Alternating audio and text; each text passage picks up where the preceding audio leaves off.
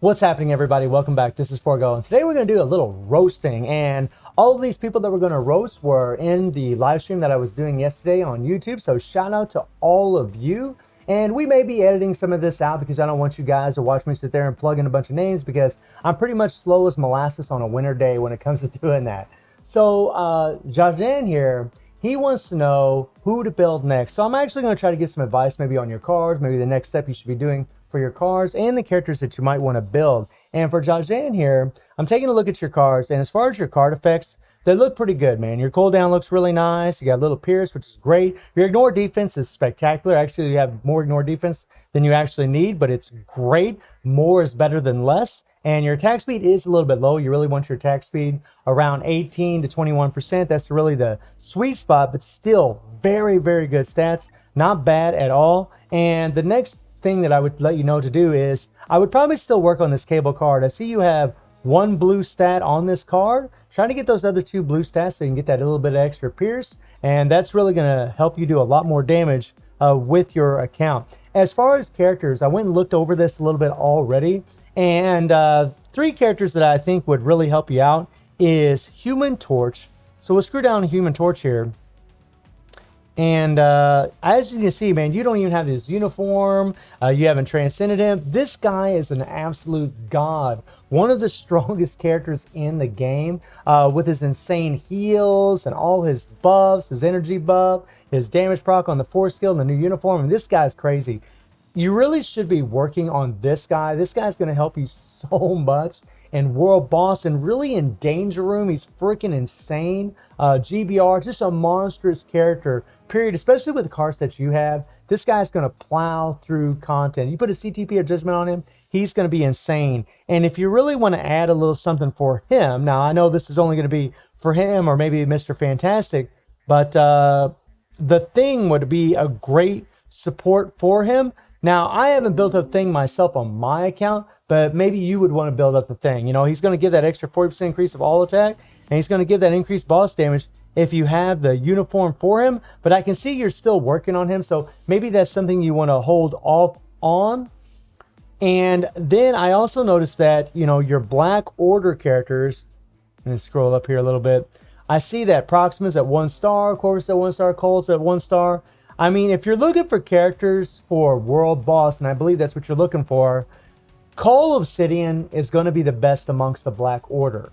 So if that's what you're looking for, if you're looking for World Boss destroyers, he's going to be insane. You know, Proxima is also going to be quite insane because she has a great leadership, and then she does have the damage to supervillain passive that applies to all villains. You get an extra 35% damage dealt to supervillains from her passive. She's actually quite insane as a damage dealer, but also for a support. And having that ignore dodge that she has on top of the critical damage from her leadership, she really is great for Null. She is massive for that guy, because then what that does is it allows you to use damage to supervillain strikers instead of ignore dodge strikers whenever you're facing against Null. So those are some recommendations. Of course, Supergiant, really any of the Black Order would be really good, but you know, if World Boss is your thing, I think Cull Obsidian would be your number one. But I think that if you want, you know, maybe like you're trying to do better in you know, ABX or whatever, then of course Proxima and Supergiant are going to be your go-tos, or even Corvus. But World Boss, I got to give it to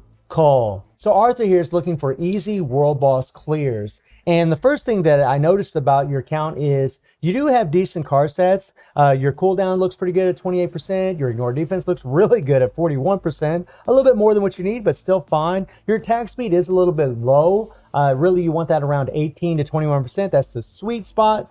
And your physical attack is a little bit low, but you have quite a bit of energy attack. So pretty decent looking stats. I do see you have a 20% increase physical attack proc, which is good. But if you get one more blue star on this P card, on your new Avenger 9 card here, you'll get that 2% Pierce, and that is going to make an insane difference for the amount of damage that you're going to do. That's going to really help your World Boss clears. I mean, you're looking for easy World Boss clears. That's going to make the biggest difference. As far as characters, I noticed that you said you're looking for a new tier 3.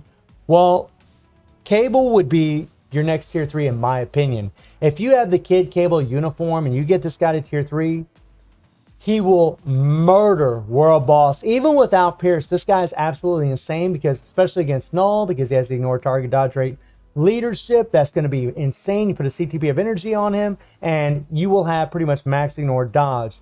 I do see you have a fire damage, you have 140% proc on this guy. I really would work on Cable as far as your next tier 3. I know he's a native tier 2, but he is a mutant, so you can actually use your feathers and Macron crystals to actually level him up and level his uniform up. So I think he'd actually be a really good choice. The next character would actually be Cull Obsidian.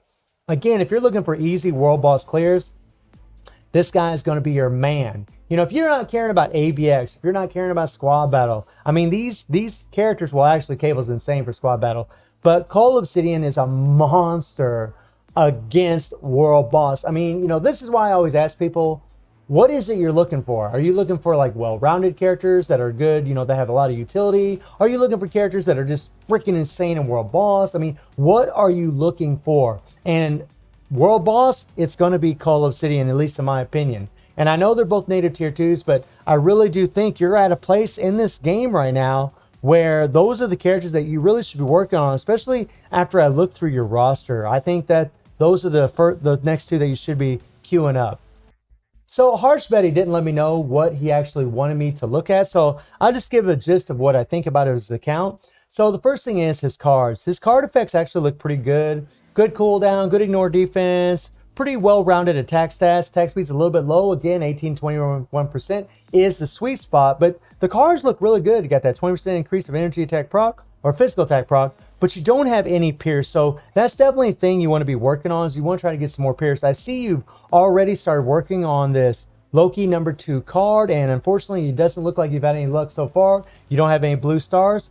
Keep working on this card. I really don't recommend crafting this card, but I mean, maybe you're, you know, impatient, maybe you have crappy luck, maybe you're just not getting the P cards you want, so you just said screw it and decided to go ahead and craft this card, which is completely fine. I mean, no matter what P cards you have, if you get 2% pierce, just 2% pierce right off the get-go, it's going to help you so much that it's not even funny. It really is going to allow you to do a tremendous amount of damage with your characters in the game, you know, in squad battle, in story mode, and dispatch mission, and world boss, of course. It's just going to allow you to do a lot more damage.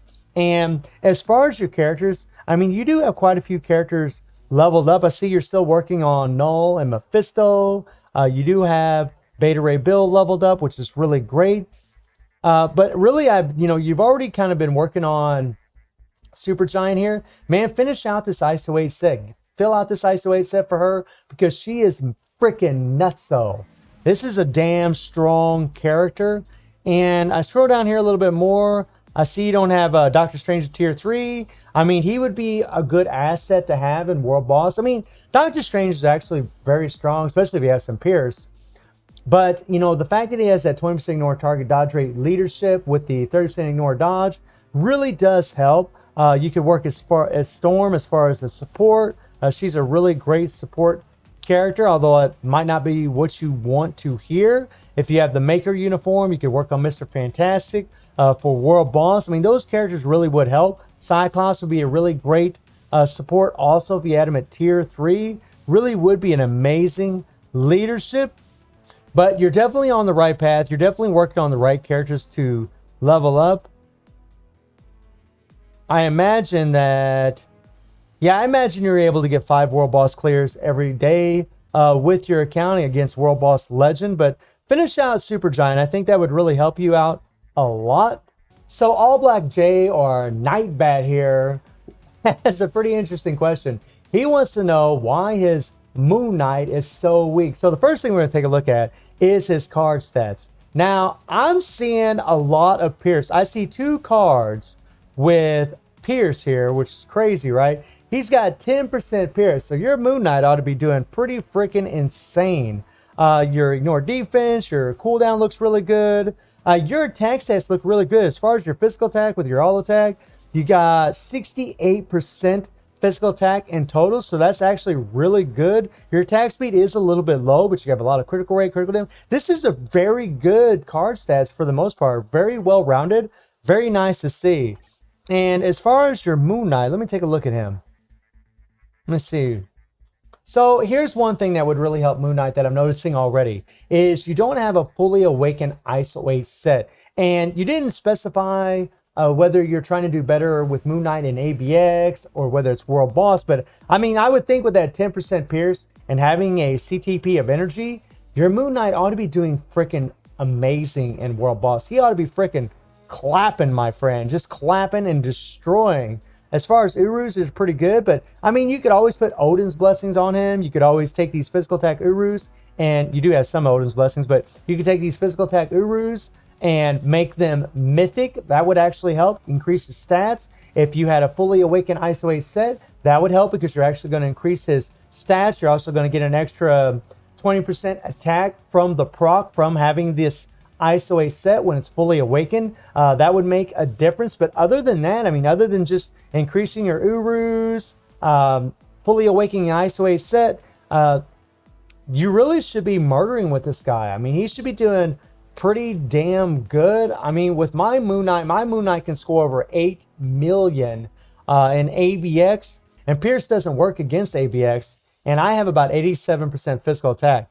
So you're rocking what, 60% physical attack, right? You're rocking 68% physical attack, so you have about 20%. So you ought to be getting over 7 million easy in ABX. In fact, probably around 7.5 million, somewhere in there, if your ISO 8 set was fully awakened. So just fully awaken the ISO 8 set, and increases Urus to Mythic, leveling up a little bit. And if you wanted to, and I'm not really trying to get you to do this, but if you had a Mighty CTP, either one with the all attack proc for ABX or one with the beatdown for World Boss Legends, that would actually be a lot better for him because of the way he plays. He actually plays really well with a beatdown if that's something you're interested in. So that concludes the roasting for today. If you guys are interested in getting roasted, please put it in the comments down below. Please put your IGN down below, but make sure you ask me a question about your account. You know, whether it's about cards, characters, your next tier 3, your next awakened character. Let me know also what you're striving for in the game. Are you trying to do better in ABX? Are you trying to do better in PvP? Are you trying to do better in World Boss? Let me know where you're trying to improve. And I do stream on Twitch at Reset. The link will be in the description below. And I hope you enjoyed the video. Thank you for watching. Y'all take care and have a good one. See ya.